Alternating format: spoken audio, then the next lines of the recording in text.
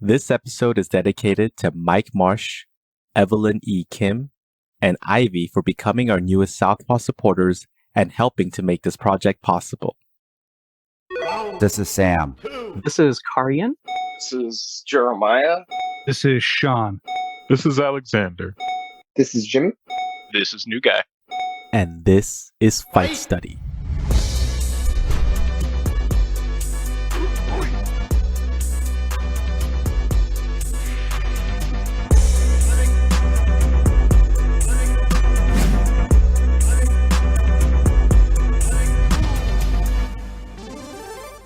Today is a very special fight study where we have members of Team Southpaw on for a panel discussion about UFC Fight Night 184, Overeem versus Volkov.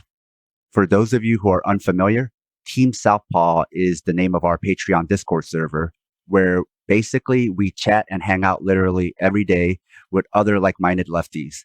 I think speaking for everyone, finding a combat sports group like this has been invaluable, especially for our mental health. So let me introduce our panel. We have Karian. Hello. Alexander. Hey, everybody. Jeremiah. Hello. Sean. Hello. Jimmy. Hello. And New Guy. Hello. They'll be discussing the fights with me while I do my best to moderate this conversation. Let's start with Ode Osborne versus Jerome Rivera, where Osborne won by knockout in 26 seconds of the first round. So it's a very short fight. I don't know how much we have to discuss, but hopefully there's some stuff. So, Karian, let's start with you. What were your thoughts for this short fight? Fights this short, it's always hard to analyze and get much out of it sometimes. But I just felt like, going in there, both guys looked like they were setting up their strikes well, but then it really was just a case where Ode hit like the perfect roll off of that head kick, and managed to actually get the foot to kind of stick on the shoulder. And just a perfect return with the left hand, like straight down the center. And one thing about this is like, it's a great example of seeing what happens if when you're told to do something like technically correct, just works the first time. This is how like a coach that's kind of being a little bit hyperbolic might go about it in practice. Like, that concept of like one touch and done. It's not always going to go like that, but this time it did for Ode, and I mean, it looked beautiful. New Guy. So initially coming to this fight, the last time I had seen Ode was in, I think it was the McGregor Cowboy card. He fought Brian Kelleher, and he cut this hilarious promo about how one day Conor McGregor was going to be fighting on his undercard or something. And he lost via first round submission. So it was nice to see him come back and just win decisively in the first round. Yeah, it's amazing. Somebody who looked that good in a very short fight had lost his previous fight. I think like Karian said, sometimes you just do it right and you look like a killer. One thing I noticed was both fighters were southpaws. So they were in parallel stances. But when Rivera threw the high kick and Osborne caught it, Rivera was now stuck in an orthodox stance, which opened him up for the left straight counter. So it was a beautiful use of opportunity. And I mean, you see this a lot. You see this, I've seen this in a couple of fights where either off of a rolled kick or with like a checked low kick, they'll just come in straight with the straight rear hand. And I think we saw it in the Chaos Williams fight before he fought Behera. He fought Razak. And exactly the same. It wasn't a rolled kick, but he just kind of came in as his opponent had, just one leg off the ground after the check or after the kick was checked. And it worked. So kind of the only counter for it is what Joaquin Buckley did with the spin kick. When the guy catches your kick, you got a spin kick to defend yourself, or else you're going to get blasted in the face. Yeah, that's a very athletic way to do it, for sure. Yeah, it's got caught in like the worst time to get caught, and it was early. We'll be talking about some other weird situations fighters got caught in this event later on. Next, we have Martin Day versus Timur Valiev, with Valiev defeating Day by a dominant decision, 30-25, 30-25, and 30-25. 2026. Let's start with Sean. Thoughts? All right. The first thing I noticed was just Valiev with lots of leg kicks, and he really dominated against the cage. I thought, he was just smothering him the whole fight, I guess. The biggest note I kept writing was that Day was just surviving. I also wrote almost Habib-like, not necessarily that he's as good as Habib, but once he locked onto him, he wasn't getting off of him. The other thing I found interesting was the announcers kept saying he was doing everything right. And I don't know if that was accurate. I wasn't seeing that. I just saw the guy just trying to, squirm and just make it through the round. Yeah, if you're doing everything right, I don't know if that should be happening. Yeah, if you're doing everything right, something's going to work. I mean, you're going to at least improve your position, right? And he was doing none of that. I mean, kind of building on what Sean said, Day just felt smothered, but even in the exchanges on the feet, before Valiev initiated any grappling, his movement was just so. He had a lot of that in and out darting movement. He had a lot of lateral movement, and even just in the striking exchanges, I felt like Day was being smothered. And then when it went to grappling, it was just well, Valiev's probably level or two above Day right now. He's also one of the first people I've seen be able to really combine that Taekwondo stance and stuff into his wrestling really well. It was just bouncing in and out of his kicks, throwing hard shots, and then he would also just grab a snatch single really quick. But I liked a lot when he did get on the ground, as I actually wrote down my notes for that are literally just head pressure, hand control, wrist rides. He had such intense head pressure at one point in the first round when he got Day down. Day was trying to go for a guillotine. He couldn't even get his hand under Valiev's head at all. It was glued to his chest, and then Valiev was pushing the top of his head into the chin, digging underhooks, going, shin over the wrist, controlling the wrist with his other hand, passing to both sides. What I like the most about this fight is, Day was just surviving, but I also think that's an important thing to see from a prospect like him.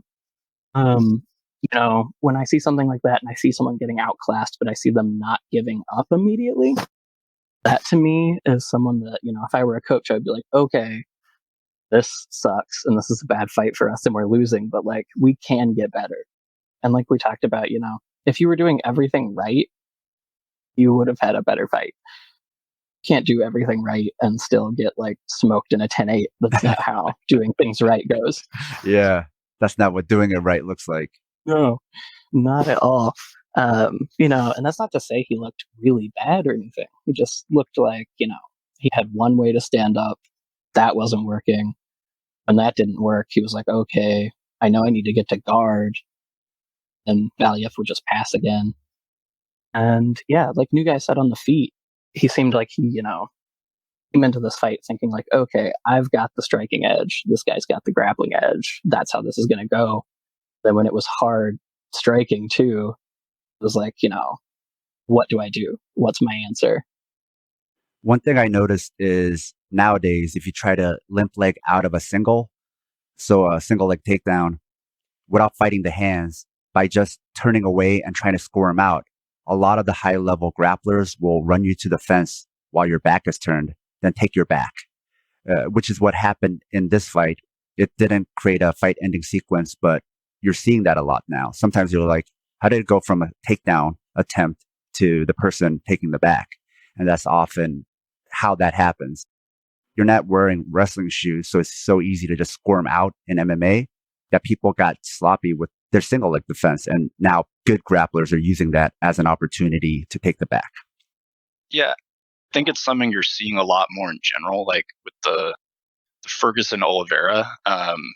He basically moved into all of those body lock takedowns by just attempting sort of a single leg on Ferguson. And it's just interesting to see that, what we typically think of as a takedown is now just sort of being used as a positional thing to move the fight to the sort of geography where you prefer.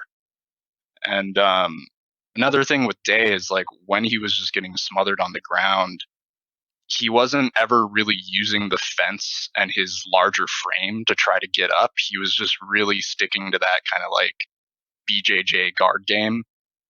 And when we were watching, a couple people were mentioning just that at this point in the game, like people have just sort of learned how to neutralize that from the top, even from within the guard. And yeah, if you're not using that fence to either get up or keep the guy down, you're just not using a huge part of the game. Yeah, unlike the takedown thing, I think like the takedown to get to the back body lock, I think that is really something that we've seen coming up more. That's like one of those influences of Khabib's style that, you might not credit to Khabib at first. I think a lot of people have watched Khabib do, his shoot onto a low single and build up from there because he's Khabib and he can do that. And they might have realized, I can't do that. I can't shoot a low single and then fight my way to the takedown from that. But what I can do is I can grab a single, and when they do try to limp leg out, I can keep on them and, push them to the cage at least. And then I also wanted to say with Day off of his back, not using the cage, I think that's one of those weird examples too, where, people have watched Khabib wait for that wall walk, but then, start pressing you into the cage, just get the mat return, keep grinding you. And some people's coaches have, taken the idea of like, when you're in that spot, just keep going back to your back. These guys are wrestlers. They're not good at jujitsu. Like, you'll get something. And you have to be way, way, way better than them at jujitsu to actually get that to work. And abandoning something like a wall walk because you're worried about a mat return is just taking away options from yourself that, like, how they don't have to worry about you wall walking. Next, we have Sung Woo Choi versus Yusuf Zalal, with Choi defeating Zalal by unanimous decision. Jeremiah, what are your thoughts for this fight? It just looked like that it was Choi leading the dance all the time, and Zalal couldn't really get anything what he was wanting to do. New guy? Yeah, so I sort of predicted that Zalal would have an advantage in movement and evasiveness, and he did a good job evading, playing the outside game, but it just sort of seemed that he was really tentative about the power of Choi, and Choi was really just swinging hard shots the whole fight. And he also seemed to have, at least to my mind, a very noticeable advantage in size and power over Zalal. So even though Zalal, it seemed like he felt he was in the game all 3 rounds, he just couldn't really seem to get an offense off. And the only thing that seemed really successful for him was trying to wrestle against the cage. And Choi, in contrast to the last fight, just seemed to really be able to use his frame to defend against the fence, to reverse against the fence. Zalal had that one guillotine attempt, or I think maybe 2 guillotine attempts, that nothing really came out of, or that nothing really happened from. To me, it seemed like Zalal was landing like 1 or 2 good punches, but then just Choi was throwing back in power, like powerful combinations. And that kind of scared him off of that tactic. And I definitely do think he seemed to have an advantage on the ground when they did get there. He had, a really close guillotine attempt there in the third round that looked tight. Then when Choi started to sit up and like defend the hands, it looked like he was going to go to a triangle. But there seemed to be a point where Zalal just couldn't quite decide whether he wanted to try to keep that guillotine or try to go to the triangle, and he loses both.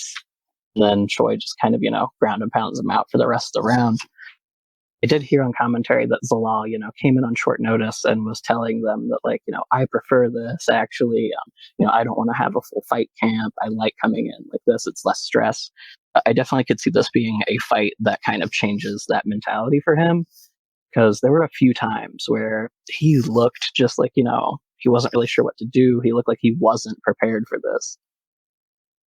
Next, we have Meatball Molly McCann versus Laura Procopio, with Procopio defeating Meatball by unanimous decision. After the fight, Meatball laid her gloves down in the middle of the octagon, not to retire, but to honor her dad. Alexander, let's start with you. Thoughts for this fight? Yeah, this was a really interesting fight to me. Because I didn't know anything about Procopio, but I had seen McCann fight a few times, and I enjoyed her stand up. When I was watching, I noticed that like in the first round, it starts off, and she's doing a pretty good job of like sticking and moving and catching Procopio with like counter left hands. A couple times Procopio tried to throw right hooks, and McCann just ducked under him like it was nothing. Unfortunately, after that, it got to the cage and it got to the clinch. And then once it got to the clinch, it seemed like McCann's ability to disengage from grappling was somewhat limited. And so then it just became like a ticking time bomb of when she was going to get taken down. And then once she got taken down, she wasn't getting up. And so, yeah, it was one of those very frustrating fights where, for 3 rounds, someone basically just doesn't have an answer for anything until in the second round, McCann threw up that armbar attempt, which looked tight, but after that, it seemed to just tire her out to attempt it, if anything. I remember seeing her legs kind of shake after she got up after that round. And then from then on, it was just more of the same. Karyan?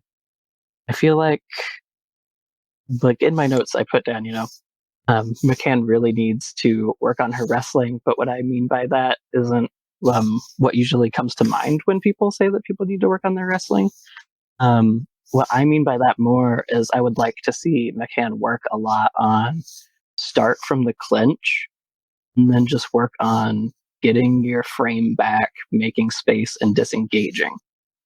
I don't know that I want to see her work a ton on like offensive wrestling, but defending shots and then also defending yourself from the clinch, learning how to strike out of the clinch and create those breaks, I think would be invaluable for her.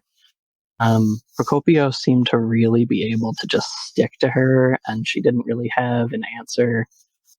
Was trying to like pummel through and stuff, but still just getting taken down. Not because the takedowns were really good, but because they were consistent and always there. Like Procopio was just really good about being on her, always attempting a trip or a takedown, and then like eating her up a little bit. That armbar was very surprising. I think it was like just a few minutes after the commentary booth had been like, both of Procopio's parents are BJJ instructors. She's so good at this. Like, she definitely has an advantage. And then it was all of a sudden, oh, McCann might be getting this. Sean? First of all, Meatball might be my favorite fighter nickname of all time. But also, I'm just going to be adding on to what other people have said here. But Procopio, like once she got McCann to the cage, and she was able to really clinch up with her, that like the takedown it felt inevitable. Like we saw there, I was just trying to count how many fights kind of ran this same theme. And it was like 4 or 5 fights on this card where one person just got absolutely smothered on the ground. And like people said, except for that one armbar and a little bit of success on the feet before she got pushed into a cage or just thrown on the ground, Procopio mostly just dominated. And, you made that joke on the Discord about UFC 10 and just like the style mismatches that were happening all through the beginning of this card. And it was a little stunning to watch. For people who complain they miss styles versus styles, just watch the prelims. That's their problem. They're only watching the main card where people are much more well-rounded. You watch the prelims or you watch regional MMA and you'll still see style versus style.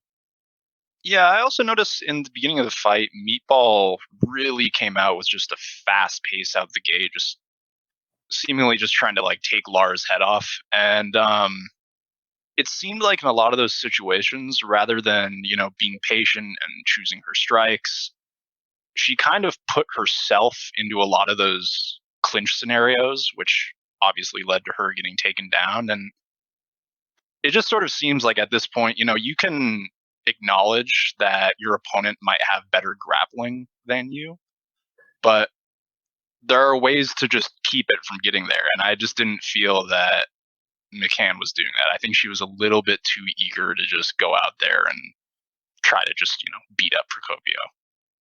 Next, we have Jocelyn Edwards versus Carol Rosa, with Rosa getting another dominant decision of the night over Edwards. New guy, your thoughts for this fight? At the beginning of the fight, I remember hearing that Jocelyn Edwards came from a boxing background.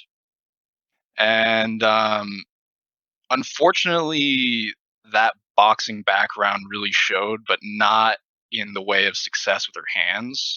Mostly just that she wasn't really checking kicks. She didn't really have a bottom game. She couldn't really cage walk or get up from the takedowns. The only real kind of bottom game we saw while she was on the ground was she kind of did like a Boston Crab type escape, which was kind of cool.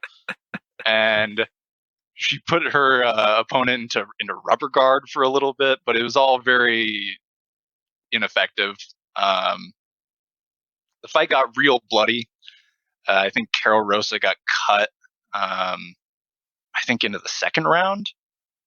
But yeah, it was more or less of the same for this card of just one fighter kind of just getting smothered and not knowing what to do.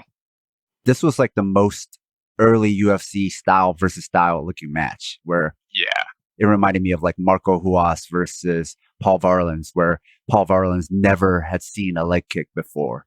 I mean, we talk about how MMA fighters are bad at checking kicks. Yeah, but they know what checking kicks are, whereas this fighter looked like she had never seen it. So for people who miss that type of weird style clashes, like when you actually see it, it's not as cool as you think it's going to be. You just feel bad for the other person. Yeah. If you really enjoyed that last fight, you love this one too, because it was a lot more the same. It had me wondering a couple things though, just surrounding the fight. They said when Edwards was coming in that she supports her family off of the money that she makes. And so it has me wondering about her ability to hire coaches to cross-train, which is something you were talking about, Sam, is thinking about the ways in which fighters, like economic means, determines what kind of coaches they can hire. And people think all the time, why don't you just go hire a boxing coach? Mm-hmm. And so it has me wondering about the same thing here in terms of, well, why don't you just go hire a Muay Thai coach? Or why don't you just go to Thailand? Or like, why don't you just fly down to AKA really quick? The other thing about that was kind of weird also was that they had this moment where they're like, Jocelyn Edwards, she said yes to this fight. This is like right on the back of them talking about how she supports her family off the money she makes. They're like, she said yes to this fight before she even knew who her opponent was. That's motivation. Which is just, is that motivation, or is that I need money, so I will definitely take a fight, and who matters? It doesn't matter as much who the fight is versus. That being said, she didn't get finished, for someone who didn't seem to know a lot on the ground. Yeah, her ability is limited by her economics more than anything else, not her will. That's for sure. Sean? Yeah, just a couple thoughts. The first is that the motivation thing, it's often hard to kind of pull that apart from desperation, and the one thing that it really felt like Edwards on the ground was, we talked about McCann and Day and how they just got kind of smothered and they lost badly on the ground. It really felt like Edwards was like a step behind even that. Like she just looked incredibly uncomfortable all the time to me, even with like a forearm under her chin. It just didn't seem like she had any idea how to even clear something like that. And then, other than that one escape, it was just another fight where a fighter got smothered and lost badly. I got really excited when I saw that escape because, that's like something I did a lot in the gym that definitely unorthodox, and I've never been able to teach it to a lot of people because it requires a lot of flexibility and like weird core strength in a way that a lot of people don't have. But it looked like that was something that Edwards probably had never done that before, and she just threw it up and it worked. When you're someone that's supporting your family and like you're desperate to take any fight you get, you don't really get to decide like what you work on as much. You can have ideas and stuff, you can look stuff up on your own, but that's a lot harder than what these other people are going to be doing, working with professional coaches and stuff. But that being said, like Rosa also like Looked really good. That cut in the mouth was very nasty. To be able to put up with that, and like she didn't, have any issues after that. Was still grinding through everything. Landed hard shots of her own on the feet. It wasn't like, you know, it was a grappler versus striker matchup. It was a grappler that also has pretty decent striking against someone that really only has boxing to rely on right now. Next, we have Justin James versus Devontae Smith, with Smith defeating Justin James by TKO doctor stoppage at 3 minutes and 38 seconds of round number 2. Karyan, your thoughts for this fight? So immediately in the first round, like what stood out to me is that James was coming out and, pumping out a good jab that was catching Devontae Smith pretty clean and hard, and some good calf kicks as well. They were kind of feeling each other out for, the beginning. One of the things I loved seeing from Smith that I don't think I've seen, at least not in a long time, is when he got a kick caught, instead of just freezing on the feet and letting, James do whatever he wanted with that leg, he immediately just started attacking viciously with like hooks and hammer fists and like full force. And then immediately got James to drop that leg. It's exactly what you want to see. I think the last time I saw something like that was probably like Benson Henderson versus Frankie Edgar. Smith just looked really, really good in this. He looked like, striking was working, his grappling was working. When they went to the ground, he was showing a really good ability to realize, oh, he got out of the sub. I'm just going to stand up. Like, I'm not going to mess around with this. I'm not going to stay in an area I don't have to. And then just his power, causing that like ridiculous bruising and swelling under James's eye.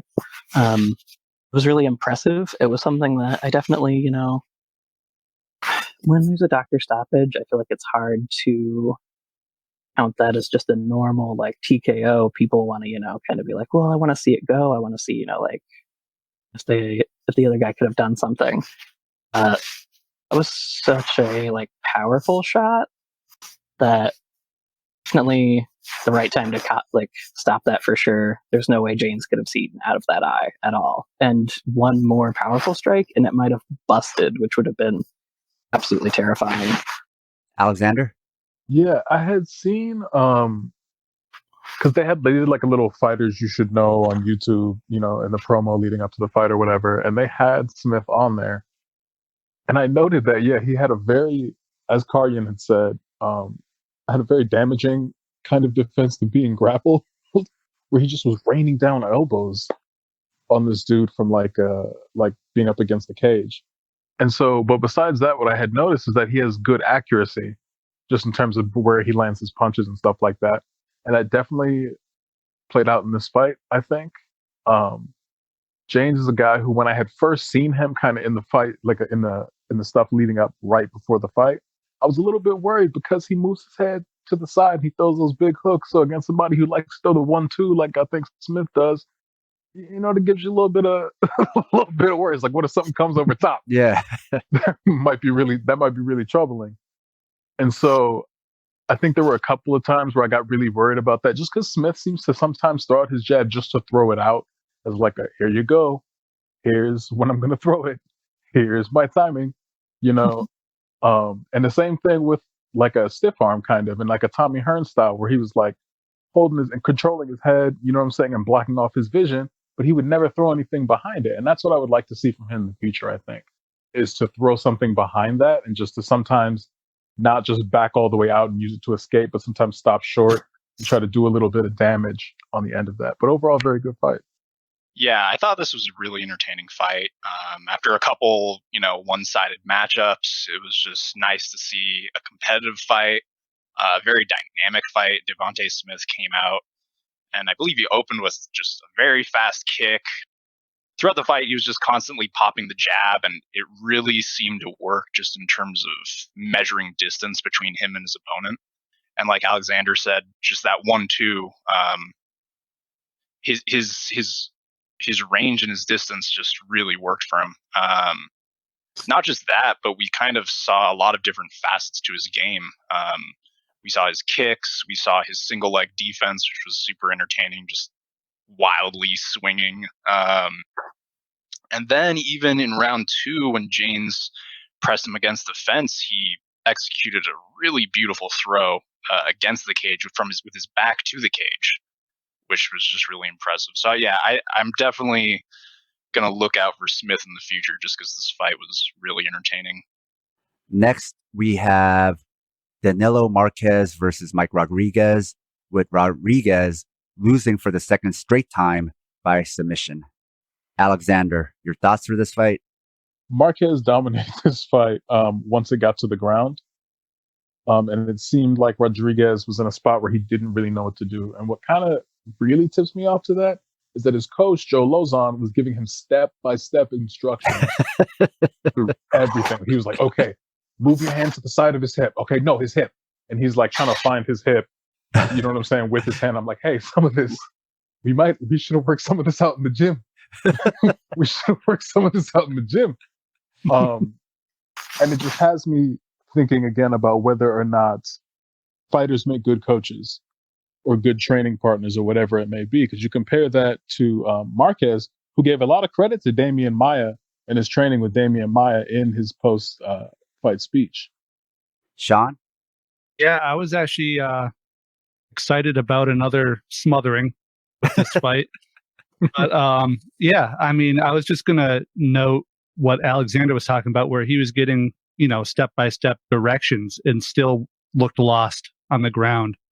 And then once he got the body triangle on him, once Marquez put Rodriguez in the body triangle, it was basically just waiting for the rear naked choke.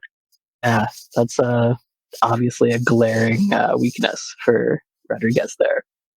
Next, we have Beneil Dariush versus Diego Carlos Ferreira, with Dariush winning by split decision. Jimmy, what were your thoughts for this fight? So Dariush showed great striking IQ in round 1. He was really crisp up until the when they first scrambled on the ground, which is kind of natural. I could tell because kind of the energy was drained. But like that crispiness was really impressive. And knowing that they both have a grappling background, that was really good to see them be thinking through, and they were trying to both adjust to each other's striking. So it wasn't like a brawl. So that was really cool to kind of see this IQ being used.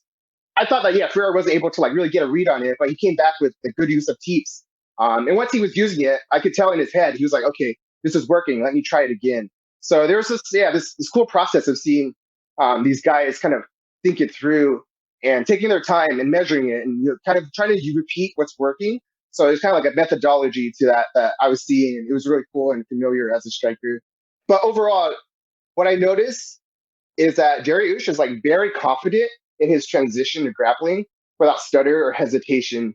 For me, the thing with MMA that was always confusing, that your article really helped, Sam, but it was how do I know when to adjust? Because for me, striking is on my toes, and then grappling is gravity and on my feet and learning to use gravity. And there's always a stutter for me, kind of shifting to thinking about one or the other. And so kind of seeing Dariush kind of transition smoothly was actually phenomenal, because I'm not used to kind of seeing that movement.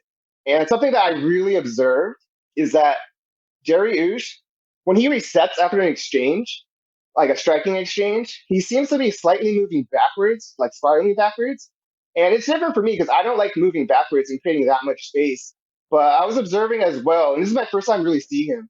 I was observing that, he has really good forward movement with his pull counters and his takedowns. So I kind of was observing that, okay, he subtly and very strategically, after an exchange, he slightly resets, taking micro steps backwards to set that up, because when he does execute a pull counter or an explosive takedown, it becomes really smooth. So I observed that as adding into his confidence and his smoothness in transitioning from striking to grappling. And overall, in round 3, Ferreira seemed to be reading Dariush a bit better and throwing strikes a bit more confident. But overall, Dariush had more confidence and patience with that.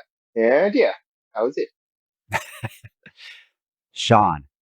Yeah, so first of all, I want to say that it's absolutely ridiculous that a judge gave this fight to Ferreira. That made no sense at all, and it really makes me angry. You know what's funny is like I walked away for some of this fight, and then so I watched like a good chunk of the beginning and then like good chunk of the end, but I missed part of like round 2. And so when I saw that, I was like, oh, maybe the round I missed a lot of, maybe Vajeda won that. But I was kind of surprised because everything I saw, he was losing. I actually thought this was a really brilliant fight by Dariush. I'm not super familiar with him. He had 2 takedowns in the first round. Ferreira really had no real answers. I mean, he dove for a leg one time, I think. That was basically the only offense he had on the ground that I saw. And in the middle of the fight, like Ferreira was kind of active on his back, like wiggling around, but totally ineffective. So wiggling on the ground is not effective grappling. Yeah, not in the UFC. New guy? Just like Sean and Jimmy said, Dariush came just with nonstop pressure. Very confident. I believe he scored 5 takedowns and shot maybe 2-3 more times than that. So he was very confident about entering the guard of Ferreira, who has a very active guard, has submissions over Anthony Pettis. So I was just really impressed by Dariush's versatility. And also this fight was fun because it was sort of a reprieve from the last couple of fights on the prelim where it seemed like the person on the bottom just didn't really have much of an idea of what to do on the ground. Ferreira was throwing up all sorts of stuff, omoplatas, all sorts of just crazy things from the back that Dariush was ultimately able to deal with. One thing, I felt that Dariush at times zombied through a couple pretty hard shots. And we've seen this from him before. I believe last year he got the comeback of the year when he suddenly knocked out his opponent. And it's working for him now, but I kind of question if maybe he's being a little bit overconfident about his ability to just eat strikes like that. Karyan? Yeah, this was obviously like it won fight of the night because it was the best fight of the night. It was an amazing performance from both guys. I think like there wasn't a single thing I saw Ferreira doing that thought it was like bad or necessarily like the wrong thing at any time. It just seemed like an example of Dariush is just like kind of singing the song "Anything you can do, I can do better." When they started striking each other, they were both throwing like 4, 5, 6, 7 shots all in the same exchange, not really backing up too much until they had to reset. Dariush, when I was watching his face during the striking exchanges, even when he was getting hit and hard on the chin, usually when you see someone get stunned a little bit like that, you'll see like their eyes go wide or something. For him, he looked like a man that had just made peace with like, this is what fighting is. He was like waiting in, just returning shots, chest and like kind of chin forward. Like I remember at one point, and I think like the second or third round, watched him like eat a shot, grab a takedown, and like throw Ferreira to his back and stand over him while Ferreira's like throwing these hard up kicks and stuff. And Dariush just looks like he's fighting like a kid. He seems incredibly confident in his ability to just walk forward and keep striking. And he seems like he thinks no matter what happens at the end of the day, he's going to win those exchanges. Like I agree with a new guy that might get him in trouble. Like this is not a division where you want to be taking shots from everyone just square on the face. Justin Gaethje can attest to that. On the ground, what I really liked seeing was, Ferreira's still doing everything right. Like I said, he's throwing up these sub attempts, but then also seeing both guys use the leg entanglements as a means to get back to their feet or to try to come on top was really, really good. They both had moments where they were, reaping the leg and getting the other guy to turn around just so they could come back up to their feet or try to chase onto the back. I think Dariush is one of those fighters where he knows his job description, which is that he's going to get hit a lot, even if he wins. And he's just come to terms with that. And I think in coming to terms with that is why he can have these come from behind victories. Alexander? I thought this fight was retro in a way that was different from all the other ones. We saw a lot of mismatches that to me had a very retro feel just because of the way that the UFC used to have a tendency for just being like, okay, you want to be successful in this division? You want to be successful in this company? Fight every grappler who's going to take you down over and over and over and over again. And this was that same retro UFC booking, except it wasn't that particular trope. It was the trope of, hey, we have two guys who, like Dariush talks about the end of his fight. You have two guys who are on huge win streaks who deserve top 5 opponents. Have them fight each other. One of you got to lose. We got to kill somebody's win streak so they can go back to making that regular money, and they can't get that Charles Oliveira money. Okay, but on the technical side, I saw what I would like to have seen from every other person who got dominated on the ground, which was active. I saw active shrimping. I saw attempts for submissions, but thinking more about getting up. More so than anything, Fajeda gave himself a chance on the feet. You know, he didn't take advantage of that chance in every circumstance, but like people were saying, he was catching Dariush with shots. And in some of these other fights, had these fighters been able to give themselves chances on the feet to get back to their feet, to have better head or arm control, to recover a guard, you know, we might have seen different fights. We might have seen different outcomes. Another thing that I noted was when Dariush comes back to his corner, Rafael Cordero goes, why do you always have to fight? Like, why do we have to fight? We don't have to do that. Just jab and circle, jab and shoot. And he says, jab and shoot. And then Dariush goes back out there. And the first thing I was writing down was, and he's not doing that. He's just going back out to slug with him. Fine. Do your thing. But then at about the 2-minute mark, he did it. He jabbed and then he went for a shot. And oh my God, it worked so well. Just beautiful. Yeah. If you listen to Rafael Cordero, you'll do all right. One thing I think about, like, Dariush having that confidence in walking forward and eating those shots is I do think that comes from, you know, the acceptance of this is what my job is. People talk about this with Dustin Poirier a lot too, where it seems like once you've accepted, like, man, I'm gonna get hit, and you just always are aware of that and you're watching those shots coming, you see yourself have more of an ability to absorb them. You know, I think that was also happening with Dariush a lot, where, you know, Hera was hitting him hard, but he saw the shot coming. He was able to kind of tuck his chin in a little bit and just kind of, like, you know, flex up for it, let the punches roll off. Sean? I said that he was doing a lot of wiggling on the ground, and they're saying that he was you know, doing the right things, going for submission. So I concede. But, but they remained ineffective. Yeah. I mean, if he was really doing the right thing, right, then he wouldn't have lost. So history will judge it as wiggling. All right. Fair enough. New guy? Yeah, I think at the end of this fight, I didn't really feel, even though he lost, I didn't really feel like Fajera's stock went down all that much. Because he lost, but, and this is just my own perception, and I don't know what's actually going on in the heads and the bodies of these fighters, only they know.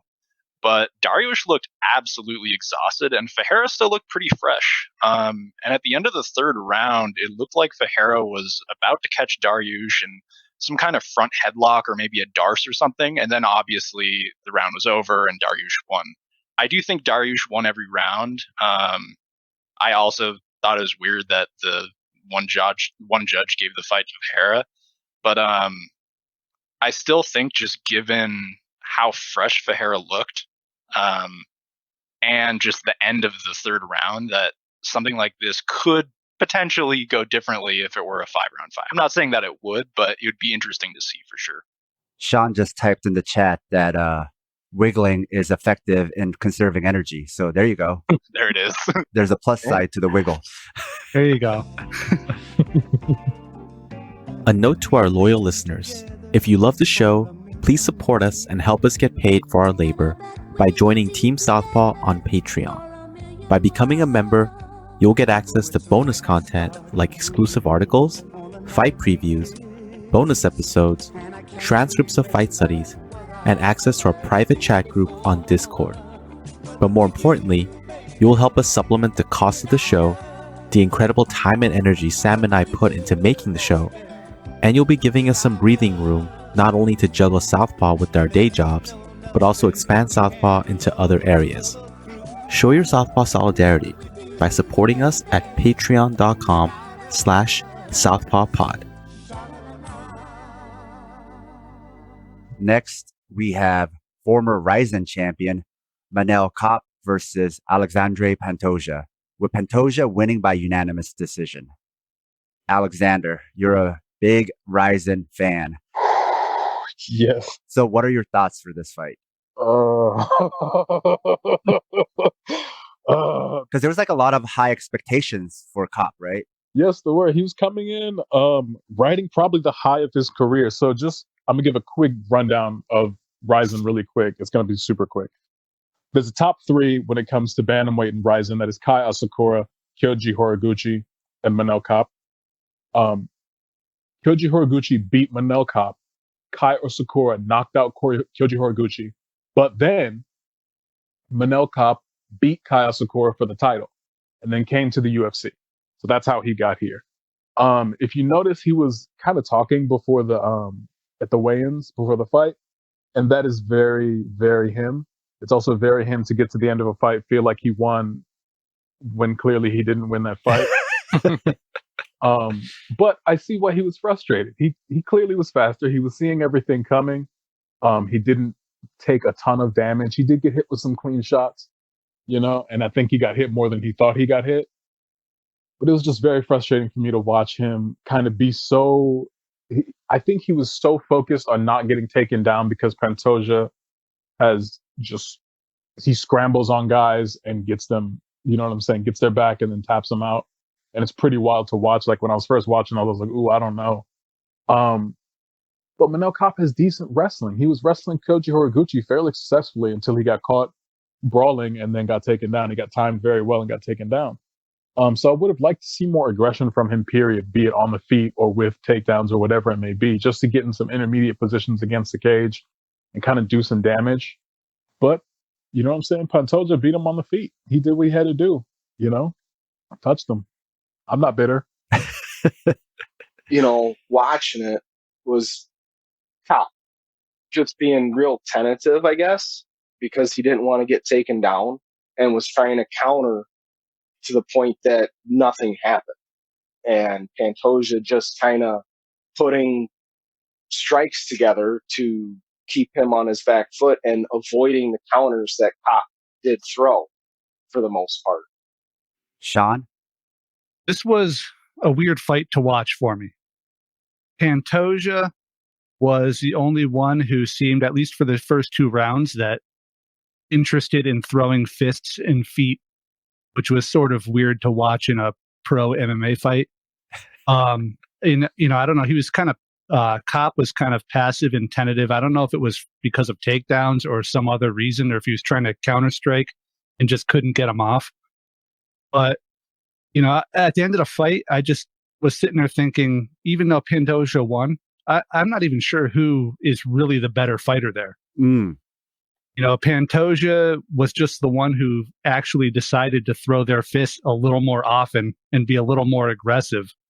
And he did a good job holding the center of the cage. And it seemed like he was far more willing and capable of imposing his game and his will on the overall fight.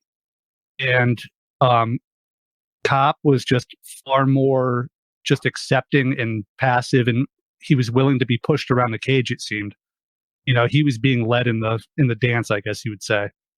And at the end, I just said, he threw more punches. I guess he wins, but it didn't really feel like anyone really went out there and really wanted to go out there and win this thing. But somebody had to, I guess.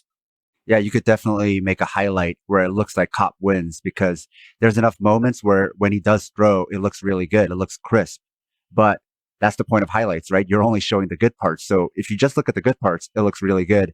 But to your point, there weren't enough of them. Yeah, to build off of things that Alexander has said, and then John mentioned a little bit, it's definitely a kind of tentative performance from Kopp. I think I mentioned to someone last night that it reminded me of some of those heavily criticized Anderson Silva performances against people like Maya or Patrick Cote, where he really wanted the other fighter to start opening up more and giving him opportunities to counter strike. I think especially in this fight because he was worried about if I come in and I try to lead the striking, I'm going to get taken down, like Alexander said. But he didn't have a way to, when Pantoja realized, you're just waiting for me, throw myself way out of position so you can counter. So I'm not going to do that.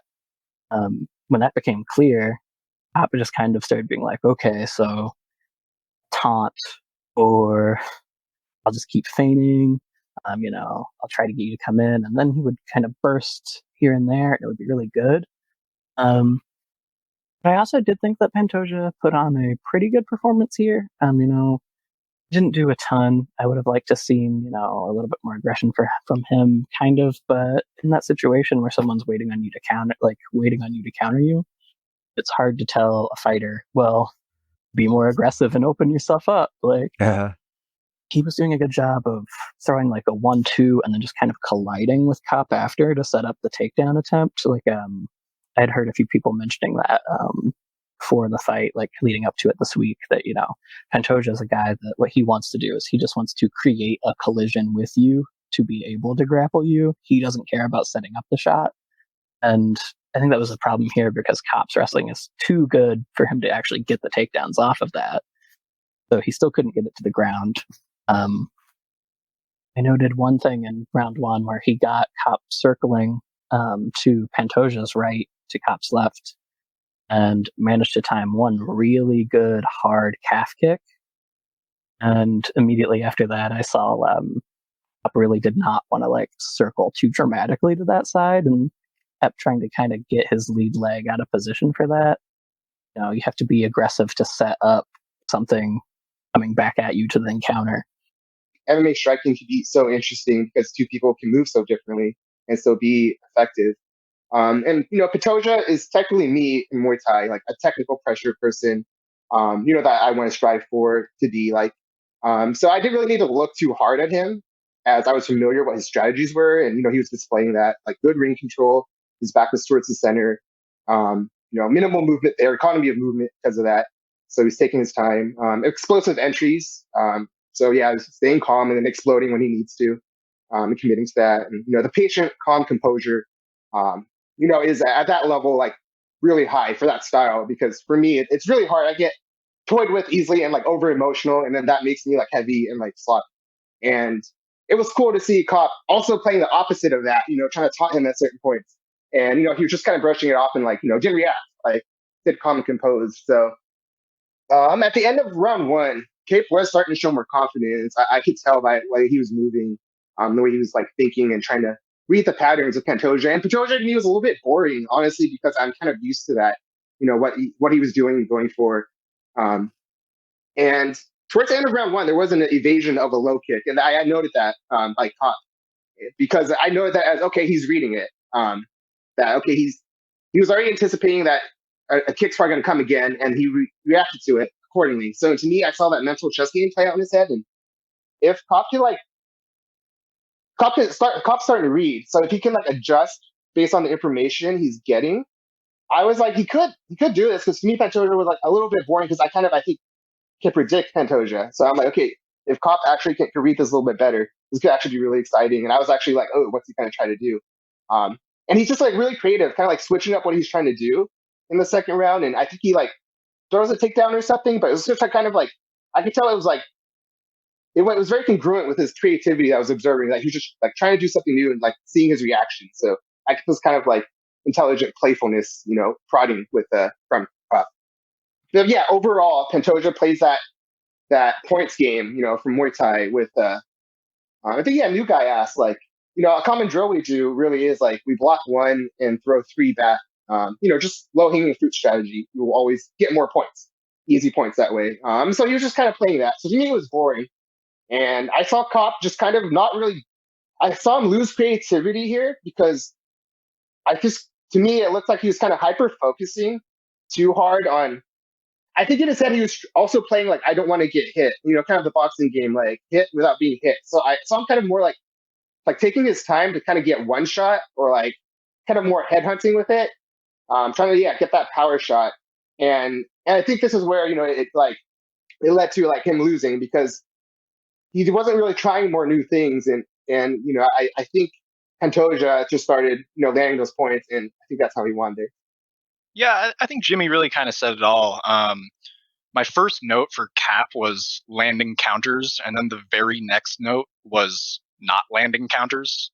And for me, I think this game was this fight was sort of Cop's inability to adjust, and then Pantoja just having a reliable, consistent game plan that sort of comes from like a kickboxing background of just, like Jimmy said, low-hanging fruit, take one to land two, to land three, and just outpointing your opponent.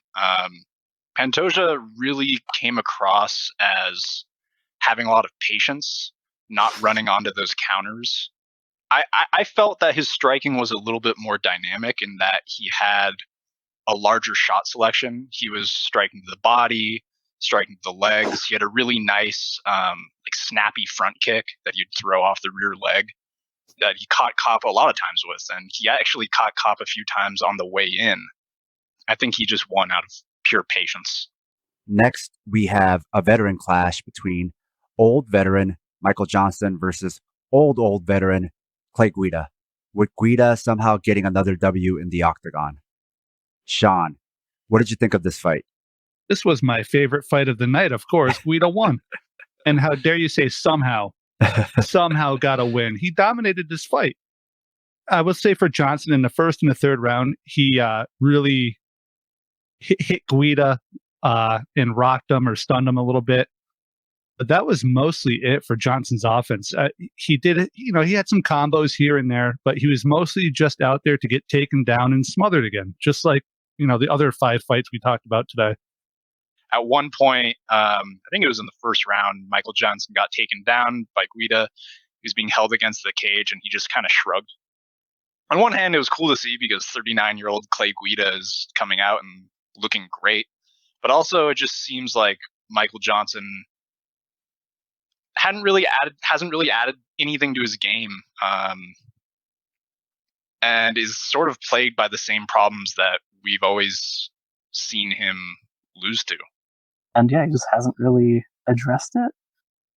It was also interesting seeing, like, at 39, it looked to me, at least, like Clay Guida was transferring more power in his hands than I had seen, like, in most fights before. Which, I mean, that's kind of like a thing that, like, we'll talk about sometimes in boxing and stuff, is like, as your age gets up there in years, your speed will go, but your power won't. It was kind of cool to see out of him, because there were a few times where he managed to catch Johnson back, and it actually seemed like Johnson was taking a second to be like, oh man, like, I thought I was just going to be able to box this dude's head off, but apparently not. Jimmy? I wanted Johnson to win. I haven't really seen him before. Just because my teammate told me that he was from like Hoops Camp. I watched videos of his sparring there. And his stance was a little bit weird to me. That I had to realize that, or look up that he had a wrestling background, because of his height and how like kind of lower he was there. And I'm just kind of used to, at least in Muay Thai, people kind of maximizing their height and kind of taking a more like tall and narrow stance, so that the apex of their strikes, like the length of it, is a little bit farther, so that maximum power like range that they know they can have is a little bit like higher. So it was just different for me to see that, because I'm looking for, okay, they want the maximum power at the end of the reach, in striking, and this is a little bit different because it's MMA and there's grappling involved. But right off the bell, like Guida, Guida just came in with that pressure, and that time that I thought that Johnson would have to kind of like set a pace or something was right there before that pressure. And I think after that, he just kind of like lost spirits, and it was just not what I was expecting. I saw videos of him sparring partners in camp. So it kind of reminds me of me sometimes. I call it sparring partner syndrome, where just like a lot more free and creative and sparring, because I'm also not keeping like score. The pressure of, oh, I need to score isn't on. So I don't think too much about it. And I just can't read people like in competition. So that's what it reminded me of. Jeremiah? Yeah, I mean, if this fight happened on any other card than this one, with all the previous 3-round decisions that were smotherings, it would have been a perfect throwback to show the history of the UFC. But because it was on this one, it really seemed kind of like another, oh, here we go again. And it just showed that Clay Guida really does have that caveman mentality that he came into the UFC with, of always active. Even in the third round, when they're doing the decision, he's jumping up and down, like ready to go for round 4. And just that same pressure attitude that he's had the whole time. And Michael Johnson just has a problem with it. You know, Guida just can be that kind of top 10, top 15 gatekeeper for, hey, this is what the level of wrestling is in the UFC. If you can't do anything with it, get out, I guess. Next, we have the co-main event between Frankie Edgar versus Corey Sandhagen, which on its own merit could have headlined any Fight Night card, and many would argue should have headlined this event. However, perhaps this was for the best, as the fight ended in 28 seconds of the first round, as Sandhagen crushed the future Hall of Famer Frankie Edgar with a flying knee. Yeah, I mean, that was... I don't know how much there is to say, but it was frightening to see. I love Frankie Edgar, as a lot of people do. It's pretty frightening to see just him fall over stiff as a board like that. But Sandhagen, I mean, he set it up perfectly, you know. Frankie Edgar came out pressuring, swinging, and Sandhagen kind of just, through his movement, led him into pushing in and dropping his level through the flying knee. And, you know, as soon as it landed, he knew. He just walked off, and gnarly flying knee. Yeah, I mean, this is one of those things that's a lot like the Ode fight in the prelims, where, you know, like I said there, you just do something right one time and it works the way that you intended it to. And that was a perfect knockout for Corey. My technical analysis for this would just be Ron Simmons from the 1990 to early 2000s WWE era. Man, that just his whole catchphrase was "damn." Yeah, I think I said early on in this preview, probably during the talk of the Osborne versus Rivera fight, that we'd be talking later on about another perfectly seized opportunity where if you just do it right, it looks perfect. Yeah, there's not even enough time to grab popcorn for that. You know, I went with Edgar on the poll because, yeah, that's who I grew up with as a teenager. And, you know, I think I had like an Affliction t-shirt in 2009. I mean, yeah, he threw the cross. Edgar threw the cross off the center line, you know, kind of like just built in an evasive maneuver with it. And, you know, Sagan showed like really impressive like precision with that flying knee, which is easier said than done, you know, just kind of was able, to land it, execute it. And then, just one that I took was like, are flying knees the new spinning back elbow? Just kind of as a joke to myself, because back then, like, you know, when I first saw like it was John Bones Jones like throw that, and I was like, oh, is Muay Thai? That's what Muay Thai is all about, right? That elbow, he's like sneaky little shot. So that was just kind of interesting to see, because the last flying knee I saw was like game bred. So Alexander? Yeah, like a couple other people, you know what I'm saying? I was like, okay, Frankie might have the answer, and then he did not. He really did not. And in a post fight, Corey Sandhagen said he owed Aljamain Sterling a nap, and I was like, oh snap! Aljamain Sterling beat Corey Sandhagen, so I had to go watch that fight really quick. So go rewatch that if you haven't watched that, and put some respect on Aljamain Sterling's name. It's funny how Frankie's nickname is the answer when he didn't have the answer so many times in the really big fights. Like Alex said, how good is Aljamain Sterling that he was able to find a solution to Corey Sandhagen? And it's going to be real interesting moving forward to see the winner of Jan Sterling fighting probably Sandhagen next. I was pretty sure that Edgar was going to win this fight. I thought he was going to get some takedowns and be able to grind out a win. But the total of my notes is 2 sentences. And the first one is Edgar got knocked the F out. And then the second sentence is beautifully timed knee. I mean, we can't even disparage Frankie Edgar's game plan. We can't say he came in with the wrong game plan because we didn't see enough of the fight to even determine if he came in with the wrong game plan, you know? So we can't even like throw Frankie under the bus, really, saying like he did everything wrong. It's just like, we don't even know what his game plan was.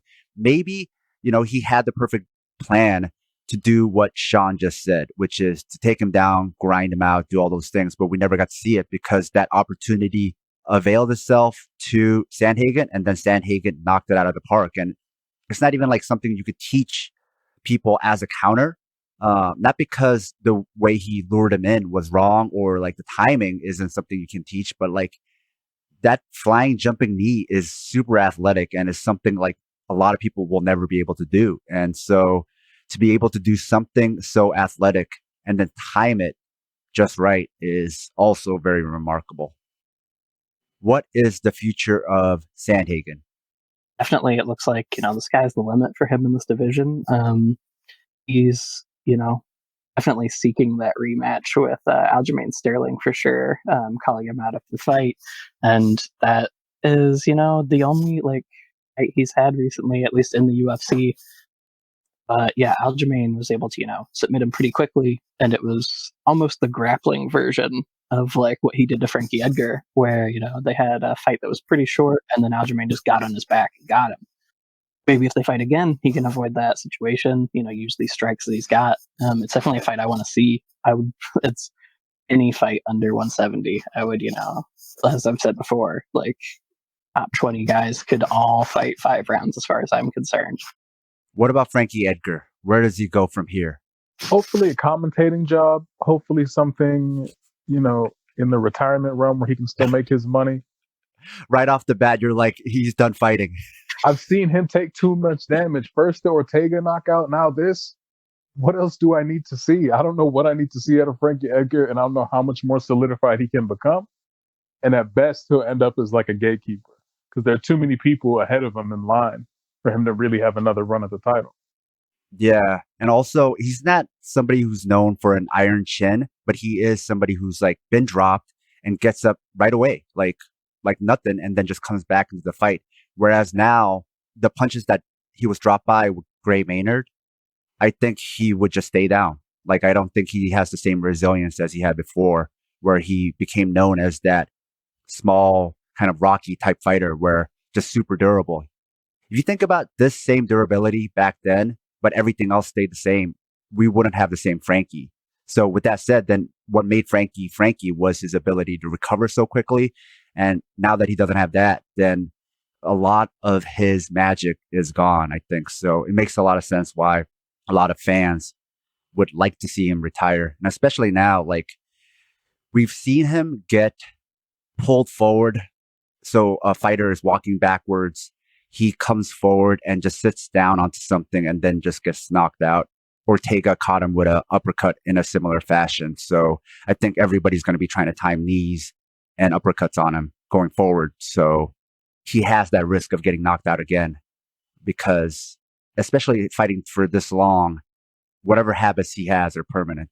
And we don't think he can get down to 125? I was joking that Demetrius Johnson might be the only fighter who is Frankie Edgar's size, because Frankie really, like, now that we've seen him drop weight and we've seen the competition, he's still like smaller than his opponents. And I think the only opponents that he could find that aren't bigger than him would be at 125. But especially at his age, can he cut down that much? And then for what? Like, he already has a legacy. So, but yeah, I think he was really a 125 pounder fighting at 155. And he took too much damage there. I also was going to add, it was flyweight. Do we want to see him cut down and then get uppercutted from hell by Figueiredo? Like, that's not going to be any better. And I think the commentary honestly made this more like pressing with the way this fight went, because in the build up to this fight, DC and Dominic Cruz were talking about, oh, Frankie doesn't need to still be fighting. Oh, Frankie, he has money. Oh, Frankie, he's just doing this because he likes it. Then he got knocked out bad immediately. And that's a bad look to be like, I'm doing this because it's fun. I love to get head trauma. it kind of seems like the book's been written on him. And it's a shame that these smaller divisions weren't around when he was in his prime. And it's amazing that he did what he did just against guys who were so much bigger. But now, like, even these smaller divisions, he's just fighting guys who are tall and rangy. And I can see him hanging with some guys in the top 10, but not anyone in the top 5. I think I made the joke before the fight that Sandhagen looks like 2 Frankie Edgars, like wearing a trench coat. Lastly, we have Alistair Overeem versus Alexander Volkov. Alistair being another legend and another future Hall of Famer.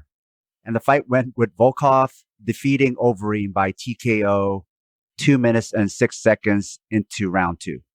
Karyan, talk to us about this fight. Yeah, so to me, this kind of looked like a fight I've seen Alistair Overeem have with plenty of people before. I don't think that's going to be too surprising. As we were all mentioned leading into the fight, Alistair Overeem, I think, had 18 knockouts as losses coming into this. Yeah, this seemed to be an example of him fighting someone where once he kind of felt their power on a few of their shots, he started to panic. And Alistair has a problem where when he gets anxious like that and he starts to panic about this, he makes all of the wrong decisions to avoid it. He starts going to this like big glove guard that leaves a lot of space. He starts turning his back to shots. He starts trying to run away. And it's not like he didn't have any success. He landed a few like hard left hands. I think he landed like a left straight on Volkov, landed a few kicks, attempted a few takedowns, but just wasn't having any success. And Volkov was just, finding beautiful straights, lots of good kicks from him like normal. And the left hook is what I think put Alistair Overeem down. And I think it was kind of a stark contrast to the Edgar stoppage for me in a different way that made it look, kind of brutal still. In that Alistair wasn't out, but when he hit the mat after that left hook, he was on all hands and knees. And he didn't even really cover his head or anything when Volkov kind of stepped towards him. He just tried to crawl away.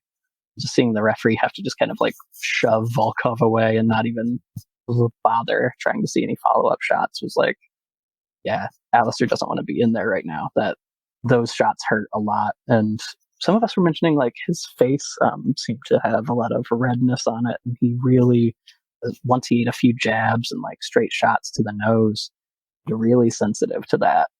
But he's a legend and he's been on this incredible streak up until now, coming back as like a older heavyweight fighter.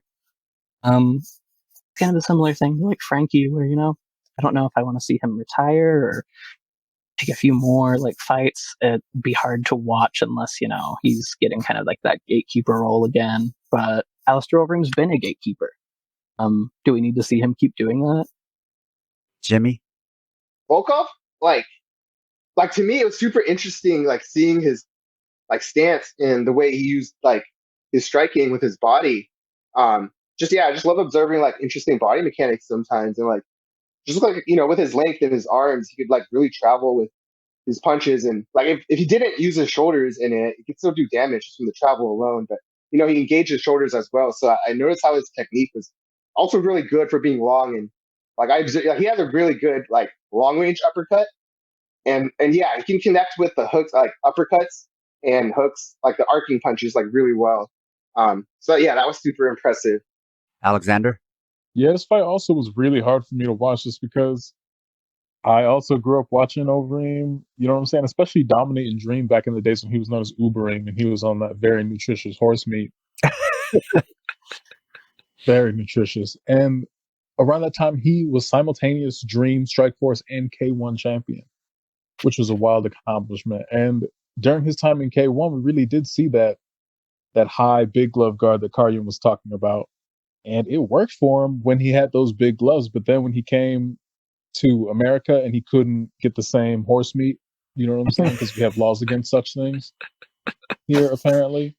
They test you for horse speed here. Yeah, that was the problem. It seems why. Yeah, they test you.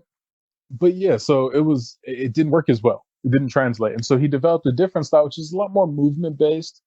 But movement is and worked very well for him in regards to keeping his chin protected because he does not have a very durable chin at all, and he does have over 15 knockout losses, like Karyan was saying. It was unfortunate to watch him kind of revert to that old big glove static. I'm kind of just going to sit here and get punched and then try to run away kind of style of fighting. I think it does have a lot to do with, when he feels that power, I think it's really easy for him to fight outside of himself and fight against what his current type is. And so we didn't get to see the prospect killer Overeem, unfortunately. We got to see, the Overeem that I want to see retire, the legend Overeem, who's kind of getting up there and can't move as well and isn't as sharp like Jimmy was saying. And so retirement I think is also on the horizon for me. Unless he wants to leave, go somewhere else and try to get that million in PFL or something. That's interesting. Yeah. It would be hard for him to hang in the UFC, even though the UFC's heavyweight division isn't that great. But you could actually see him go over to another organization like PFL and maybe win that $1 million prize. So it is wild, the disparity of how bad heavyweight divisions are in MMA. Oh, yeah. Does PFL even have a heavyweight division? I don't know. And then my other thing was that these heavyweights are so big. I wonder how much the smaller cage really brought into that. I know it was brought up in broadcast, but I think you really saw that Overeem had nowhere to go. In a couple of his last fights that he's had success in, he was able to basically run away and get away from the heavy strikers and then come back where he wanted when he wanted. And he couldn't do that against Volkov. Volkov was right there. The cage was so small. Every time he tried to get away, he was able to just get cornered, basically. And it was just the end. I mean, Volkov's just on a different level right now. Jeremiah is not impressed by the likes of Jared Rosholt as a top heavyweight. Well, no, it's not that I'm not impressed. I didn't even know if they had. You didn't even know he existed. You're like, who is the Jared Rosholt? That's how bad the heavyweight divisions are. Now I'm going to have to do some homework because I know a lot of the smaller organizations necessarily don't have certain divisions. You know what I mean? No, heavyweight is pretty weak. Heavyweight is just so thin. Hell, I could fight at heavyweight. There would be some organization somewhere on the planet where you, not having even trained MMA, could be competitive as a heavyweight. If you decided to fight at 155, you would have a tougher time. But even a 155 pounder going up to heavyweight in certain organizations might become champion. That's how weak heavyweight MMA is. Exactly. Sean? Yeah, I have a couple thoughts on Overeem and then just a third general thought. The first two about Overeem are kind of related, I guess. Like in the fight itself, I mean, he just got beat up for the whole fight while he was in there. But I'm one of those people that it really looked like to me that he something hurt in his face. Something happened to his face because he was just really reacting and flinching away from even, I don't even want to say Volkov throws light shots, but the lightest shots he'd get in the face, he was really reacting to them. But the other thing that I think is sort of connected to that is that in Overeem's UFC career, and I didn't really watch him before UFC, so I can't speak to that, but he kind of strikes me as sort of a front-running fighter. Like if he comes out and he really hits somebody in the face with a good shot and they're kind of, stepping backwards, dealing with it, like he gets real good and he'll just steamroll somebody. But at the same time, if he gets hurt, like he tends to just kind of like turtle up, like Karyan and everybody else was saying. He got hit the first time that he really got hurt. He just kind of folded against the cage and, covered his head and just got even more hurt. And I've just always felt like he was sort of that front running fighter. Like he needed to be on his toes going forward or else it was just done. He just kind of, I don't want to say fold, but he would get real tentative and do the wrong things. And the other thing I just wanted to add is that we've been talking a lot here about Overeem, but Volkov just beat up a legend. and he had a really good fight. And I just don't want to overlook that and just focus on Overeem here. Like, I mean, he TKO'd Alistair Overeem in the second round. And I think that's worth, really mentioning and driving home. I like how organized Sean is introducing the number of points he has from the outset. I definitely like to see him debate Ben Shapiro. He'd be like, B-Shap, I have 3 points to your bonehead argument. Point number 1. Point number 1. You're a dork. And to add to Sean's point, Overeem did break his nose very early on in the fight against Volkov. New guy? Yeah, much the same as everyone else mentioned. And yeah, really the only weapon that I saw Overeem use or try was his overhand. And even with that, it kind of just seemed like he was using that one weapon almost as out of like desperation. So yeah, I mean, I thought it was a really impressive fight for Volkov. I think he's just an unbelievably intimidating person. I mean, he's 6'7". I feel like he cuts weight to get down to 265 pounds. Or I think the card said 264, but he also just looked beefier than he's ever really looked. It looks like he's put on muscle, and so it'll be interesting to see what he does with the rest of the division. But yeah, I mean, heavyweight at the UFC, it just seems so stuck right now. You have Curtis Blades, who's beating everyone with wrestling except Francis Ngannou, and it just doesn't. I'm just not really sure where the heavyweight division is going, and I don't really mean that in like a good way. Like, we can talk about bantamweight and be like, yeah, I don't know what happens among that top 5, but with heavyweight, it's kind of like the opposite. It's just like, yeah, I don't really know what challenges people are going to pose to each other. Overeem needs to have you backing up at least a little bit, or not fearing, but at least respecting his power. And if not even that, then you have to be somebody that he could take down, which he found none of those in Volkov. And so when he runs into that, especially this later stage, he has a lot of problems. But even with that said, Overeem's legacy is already cemented. So let's talk about Volkov. Volkov is the biggest fighter in the heavyweight division. Why the heavyweight division even has an upper limit, I don't know. So being so impressive physically, and also everything we saw in this fight, can Volkov be a future champion, beating the likes of Ngannou, Miocic, avenging his loss to Blades, Lewis, or even a John Jones? Is he at that level? When I look at the heavyweight division, I always say like the top 5 or 7, there's no real gap there usually. So yeah, I think he can win. He can win the belt. I think that he could lose it to any one of those top 5 or 7 guys. I mean, it's always like 50-50, 60-40 every time any of these top 5 or 7 guys face each other, I think. Yeah, I think heavyweight, it's really hard to even string together 1 or 2 title defenses. So to your point, he could be like a one and done champion, which we've had a lot of. Yeah, I think he has a lot of upside. I definitely think there are a couple of roadblocks, namely Curtis Blades and Francis Ngannou, who kind of stand in the way of whether or not I think he can get to the title. I think that Ngannou should just put everybody on notice just because of the way that he knocks everyone out except Steve Bay. And then having lost to Curtis Blades already, and Curtis Blades being ahead of him in the rankings, he kind of just sits there as like a guy that he'll have a hard time getting around.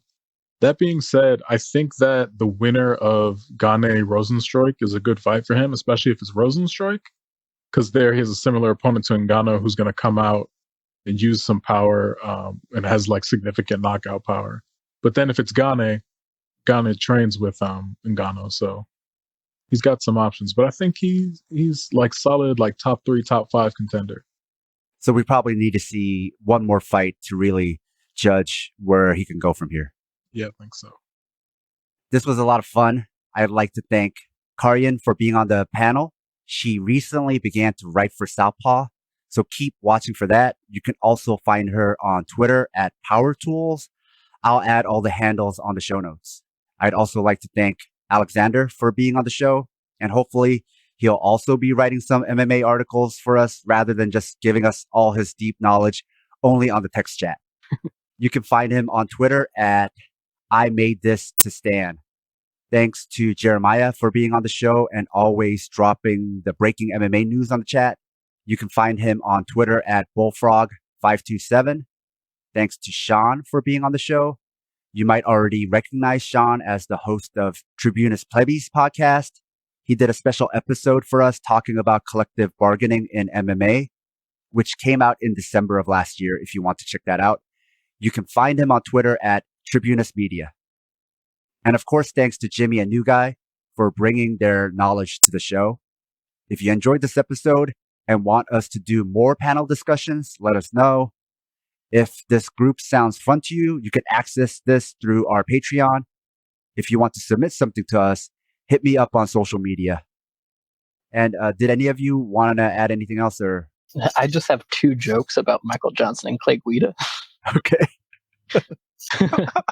The first thing I was going to say is that maybe if we could ever have like a masters division for like 155 in the UFC, I think at this point I'm pretty confident in saying Clay Guida would like be that champion for forever.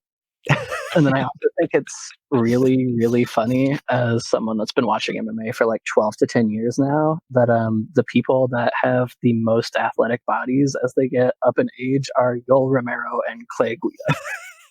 Nice. Yeah, he's losing more hair but gaining more muscle. Amazingly. I'm gonna start feeling like steel when people hit him. I'm gonna pick him over Robert Whitaker next. Clay Guida is an opposite of Samson. The less hair he has, the stronger he gets. Completely smooth. Yeah, by the time his head looks like a smooth baby's, he'll be just unstoppable. He'll look like Czech Congo.